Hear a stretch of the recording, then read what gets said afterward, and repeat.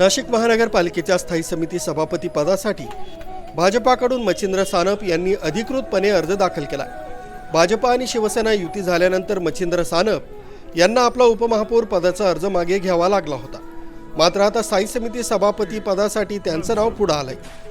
विशेष म्हणजे या पदासाठी केवळ भाजपाकडूनच अर्ज आल्यामुळे निवडणूक बिनविरोध होण्याची शक्यता व्यक्त केली जाते। बुधवारी निवड प्रक्रिया पार पडणार असून सानप यांच्या निवडीवर अधिकृत शिक्कामोर्तब होण्याची शक्यता आहे। भारतीय जनता पार्टीच्या वतीने आज स्थायी समिती सभापतीचा मी उमेदवारी अर्ज दाखल केलेला आहे। युतीमध्ये आणि उमेदवारी अर्ज दाखल केलेला आहे। सर्व सन्माननीय सदस्य, आमदार, महापौर, शहराध्यक्ष सर्वांच्या उपस्थितीत आज उमेदवारी अर्ज दाखल केलेला आहे। 3 वाजेपर्यंत वेळ आहे, त्यानंतर बोल।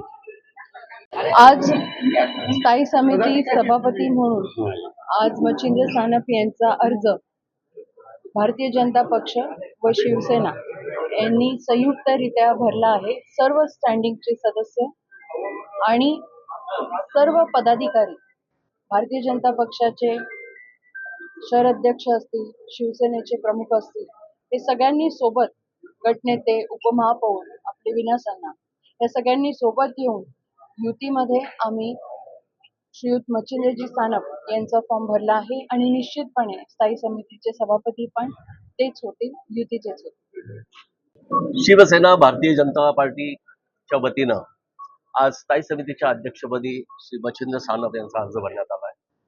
हा अर्ज आमच्या सामूहिकरित्या भरण्यात आला। आज शिवसेनेचे सर्व पदाधिकारी आणि सर्व स्थायी समितीचे सदस्य उपस्थित होते आणि मला खात्री आहे की शिवसेना भारतीय जनता पार्टीचा महापौर त्या नाशिक मनपावर आता विराजमान आहे आणि स्थायी समितीमध्ये सुद्धा शिवसेना आणि भारतीय जनता पार्टी यांच्या युतीचाच स्थायी समितीचा अध्यक्ष होईल।